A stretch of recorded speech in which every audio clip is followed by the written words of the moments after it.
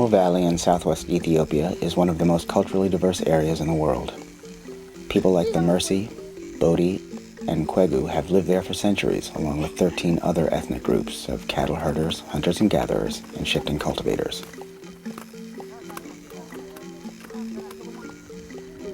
The Omo River, one of the major rivers of Africa, flows through the valley and supports nearly 100,000 people. Until 2011, large sections of the Omo Valley were virtually untouched by state rule. There was no taxation, local people could build houses virtually wherever they liked, and they were usually judged by traditional code. Rarely were they hauled off to jail. The Omo Valley was long ignored by the agriculturally focused Ethiopian government. It was too hot to grow crops easily, and the people, being semi-nomadic, were hard to govern. But after the global food crisis of 2008, there was a scramble for fresh water and land for agriculture. The Ethiopian government's gaze turned to southwest Ethiopia, where it leased huge land areas to foreign and domestic companies, using the southwest rivers for irrigation. Before coming to the Omo Valley, the government started in the Gambela region, with a program to move people off their land, opening the land to foreign and domestic commercial agriculture. It marketed 8,000 square kilometers to investors. The government said there was no connection between the evictions and commercial agriculture and called what they were doing a resettlement program. According to Human Rights Watch, local Anuak people were beaten for resisting resettlement, and many were killed. Girls were captured and taken for what the soldiers called wives. People were chased off their land just before their crops ripened. Many fled to refugee camps in Kenya and South Sudan. After the Gambela region, the Ethiopian government turned to the nearby Suri area and installed a Malaysian palm oil plantation. According to one prominent Suri, who refused to be video recorded for fear of government reprisal, when the Suri resisted resettlement, some were jailed and tortured, and in one incident, soldiers shot more than 50 unarmed Suri. After this, government development plans came to the Omo Valley.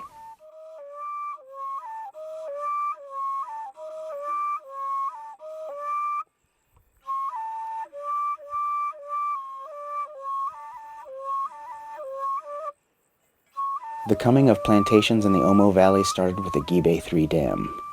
The tallest hydroelectric dam in Africa, this dam is upriver from the plantations and controls the water levels of the Omo River, making irrigation possible. Thousands of square kilometers of irrigable land along the Omo River were given to companies from India, Italy, and Malaysia, as well as Ethiopian companies. The largest section was taken by the government itself for a massive sugarcane plantation. What I see happening in the lower Omo is people being moved and pressure being put on them to settle in government-sponsored and organized villages in order to make way for sugar plantations. In 2011, the area was overrun by Ethiopian military, which removed people from their land and intimidated them into agreeing to the plantation plans. Zugo manja ko babe liba ko te bo yel kidu na pasku ko pato te ship na lo ta ka we ge gama het chaji we het kai ji we be de malaga ale unta ira. The Bodi, Mursi, and Kwegu were denied access to important agricultural land on the Omo River. So zuabulla heneki kulli bye bunwa ngama ko he na yiji ngama to runo korong na helbo ne na tene bye ba na no ji anu muchi na yiji ngama to bye bunwa do tine na ngama yiji teri bye na ba na ngama ta ke ho ko mai mun gina teraki ngama ka ko ha na koy athani waram bunwa dai tonni na hul dai yo ngani ager swani keji ne na hul keite zuhi mag biyo bunni na koy na bana biyo boy na ngama iro atito gire ella mi so korta mi so dana bu ken boy nga ager swani na ay ka korte ho na ay ka kebe nga herra ngama to ziwe na ngama to i bayoro na ngama ke babli koy na ko babanga ay ka ke teleho na karayo de mi so ay ngama to ay kisira wa na ngama kan ngama to waran konyo na ngama to kebe aha gawa ga ko biyo anganga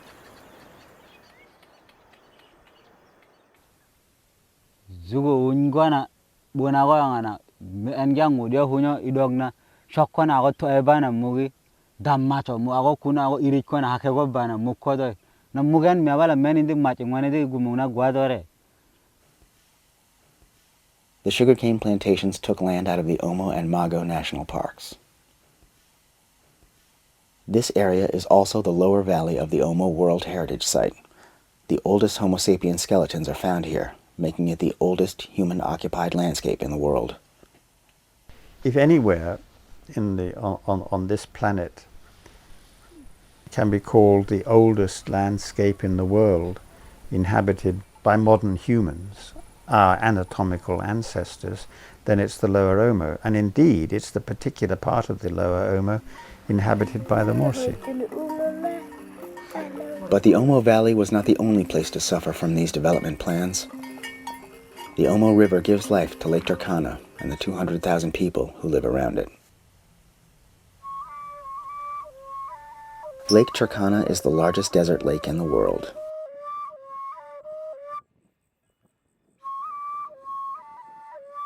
The Turkana, Dasanech, Gabra, Samburu, and El Molo rely on it for fishing, drinking water, and to provide water and graze for their livestock. The El Molo, a small group of only 700, rely primarily on fishing from the lake.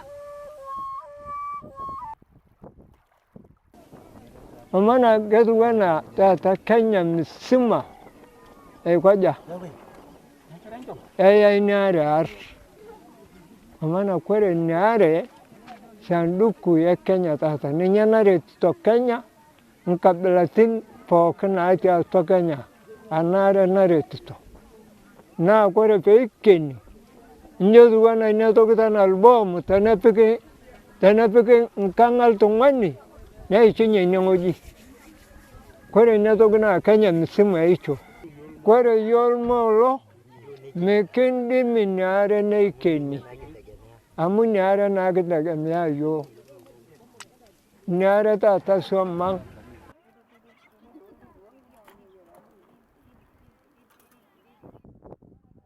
The lake hangs in a precarious balance because its high salt content is diluted by the fresh water of the Omo River. With reduced flow because of the dam, and particularly the offtake of water for irrigated plantations, the lake will become too salty to drink and the fish population will collapse. Atang kwala deng torto kidan namna daunu torko kina tanga gitu ngunani lu dua rakarutur rakata tenen kwala daunu den ngotong kerka makatengana kerro ba makatengana daunu den nginya kerka ten nginya ta daunu nakot kai berta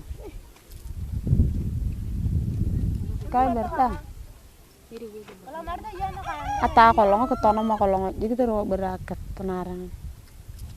Na ngapeta namna na ngwale kene yokona ni bala tamat rada kala kwada amaka tekangana na mama manar bona daunu je begini je kerdak ngwale ade je goro. Kenya's government is not protecting the people of Lake Turkana, partly no doubt because it has signed an agreement to buy power produced from the Gibe III dam. Urban centers and industries will gain, but local people will lose. The picture around Turkana is two things: conflict and hunger. So the question, we beg to ask is, when you're destroying livelihoods that communities have survived on, how then are we going to tackle the food security issue? The big discussion in the continent, agrarian revolution. What is this agrarian revolution? Is it meeting the food security needs? Or is it for industrial purposes? The World Bank initially would not fund the Gibe III dam because of concerns that the construction contract process did not conform to bank rules, but it did fund the transmission lines from the dam to Kenya. The government's plan is to put the people of the Omo Valley into resettlement sites. The people will have to give up their herds of cattle and cultivate tiny plots of irrigable land, probably amounting to a quarter hectare, just over half an acre. These plots will not be large enough to feed the families of the Bodi, Kwegu, or Mursi. 40% of children in the mostly agricultural Ethiopia experience stunting from lack of nutrition. Among the pastoralists of the Omo Valley, stunting is almost unknown.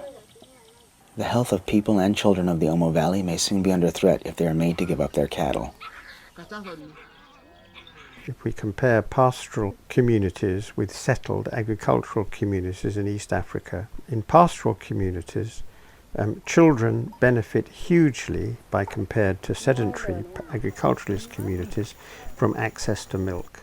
It's a huge benefit. Ethiopia has a huge problem with malnutrition, of course. What is also disturbing is this program of resettlement has been indirectly supported by money from the World Bank, of which the United States is the major donor, and also by the British government through its aid organization, Department for International Development, known as DFID. The forced displacement and attempted resettlement of these people without proper consultation, compensation, and so on. This, for me, is the principal abuse of human rights that's taking place there. And I think DFID is complicit in this. It's complicit in it because it is speaking in public, and this is what matters, of course, to any government. In public, it gives its support to it. And it gives its support by refusing to accept that what it calls human rights abuses are taking place. Complaints were raised by Human Rights Watch about the support these donors gave to these programs. And while a new HRW report about the Omo Valley was imminent, a 2012 trip to the Mursi and Bodi areas was made by DFID and USAID to investigate allegations of human rights abuses.